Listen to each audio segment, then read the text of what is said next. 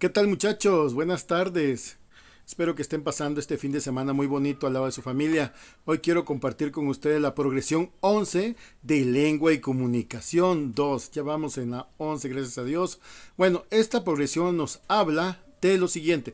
Comenta y discute en torno a las decisiones y acciones de los personajes en obra literaria. ¿Sí? En una obra literaria vamos a ver cuáles son las decisiones y acciones de los personajes o cómo éstas impactan en la historia, en la obra literaria, ¿sí? En una película, en un cuento, en una obra ¿sí? literaria. Bueno, empecemos.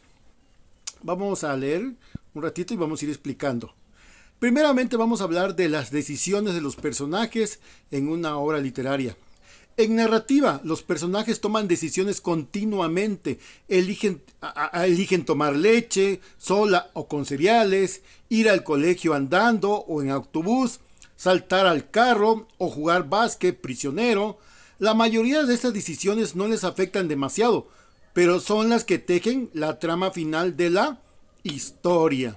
Miren, jóvenes, en esta primera parte de esta diapositiva nos dice que cuando estamos viendo una película o estamos leyendo una obra de teatro, leyendo una obra literaria, perdón, o viendo una obra de teatro, vamos a encontrar que los personajes toman decisiones como las que acabo de decir, si van a tomar su leche con cereal o si se van a, de un salto van a subir el carro, van a abrir la puerta como se debe de ser. Son pequeñas decisiones que toman ellos para ir dándole trama a la historia, para que la historia no esté estática, para que vaya evolucionando la historia y vayamos conociendo las características psicológicas y emocionales de los personajes. Bueno, estas decisiones irrelevantes sirven para conocer a los personajes. Ya vieron lo que estaba yo diciendo.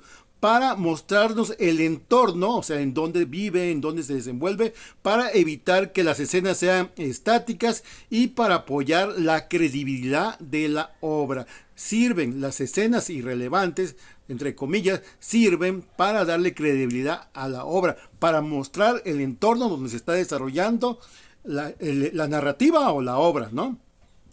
Las decisiones relevantes, ahora vamos a hablar de las decisiones relevantes. Ojo, las que pasaron hace ratito son las decisiones irrelevantes de los personajes.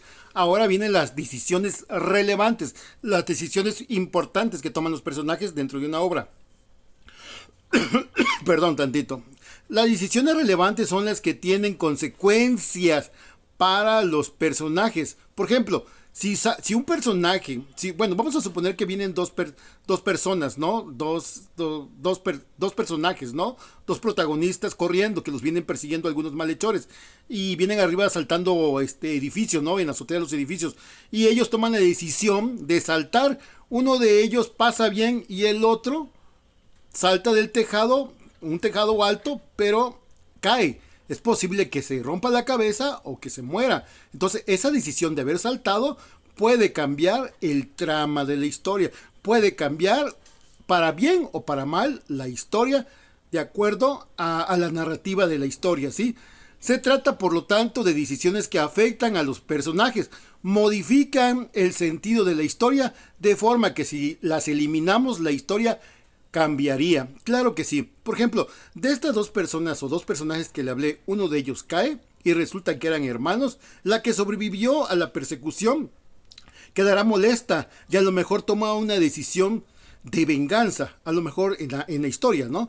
Toma una decisión de venganza o de prepararse para llevar a la cárcel a estas personas que ocasionaron la muerte de su hermano. Entonces, esas decisiones importantes son las que realmente le dan un cambio o sentido a las obras literarias.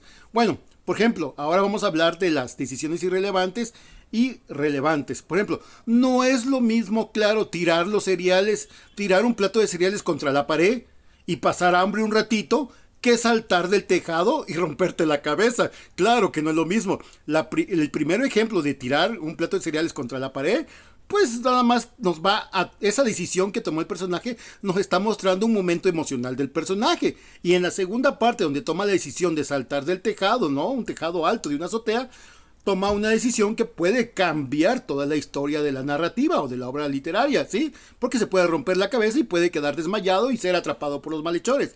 Bueno, esas son las decisiones que a veces vemos en las obras literarias, en las obras de teatro, en las películas o en cualquier otra obra literaria que conozcamos.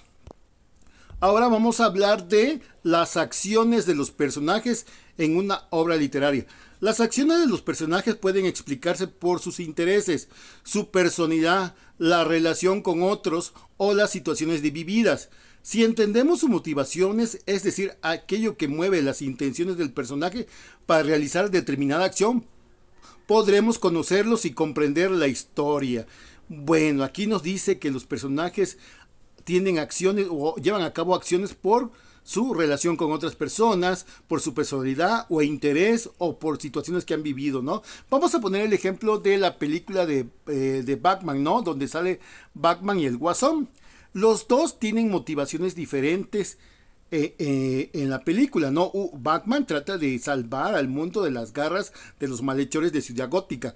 Y el Guasón, por la vida, y por eso dice ahí situaciones de vida, por la vida que llevó tan difícil cuando era pequeño, ¿sí? A través con su mamá y todas las cosas que pasó y que para él la sociedad está corrompida y está sucia, está podrida. Entonces para él no tiene significado ser una buena persona y por eso las acciones que toma son en perjuicio de la sociedad, son en perjuicio de la gente que trata de cambiar el mundo y obviamente la relación con los malhechores, ahí también habla de las acciones que toma un personaje son en relación con otras personas o otros personajes.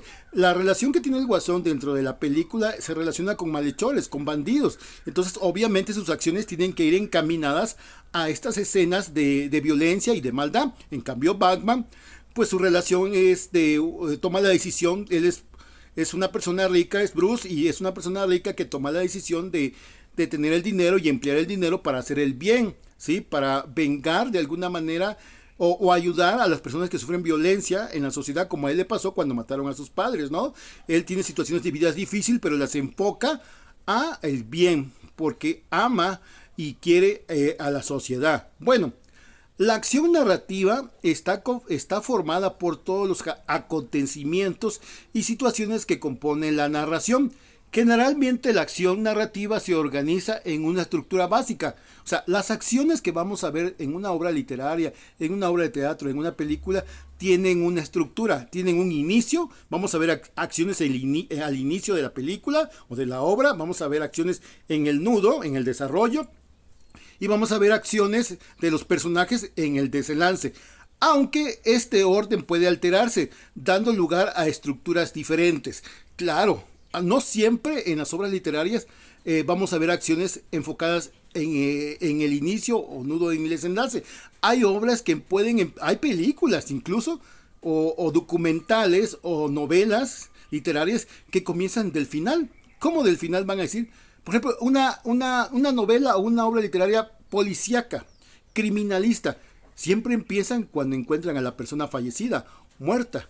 Ahí estamos empezando del desenlace, ¿no? Porque terminó muerta la persona. Y de ahí se viene el nudo donde hace todo el proceso de investigación, el personaje que está investigando, el que la hace de policía o de investigador o de persona que quiere descubrir lo que pasó, empieza a hacer toda esta investigación, esta indagación, hasta llegar el inicio cuando esta persona fue asesinada o por el motivo que fue asesinada. Entonces, una estructura de una obra literaria o las acciones de una obra literaria vienen estructuradas normalmente en inicio, nudo y desenlace. Bueno, jóvenes, esto fue la progresión 11, muy bonita por cierto, espero que haya quedado clara y si no, pues de todas maneras saben muy bien que en el salón de clase ampliaremos el tema. Bonita tarde, bye.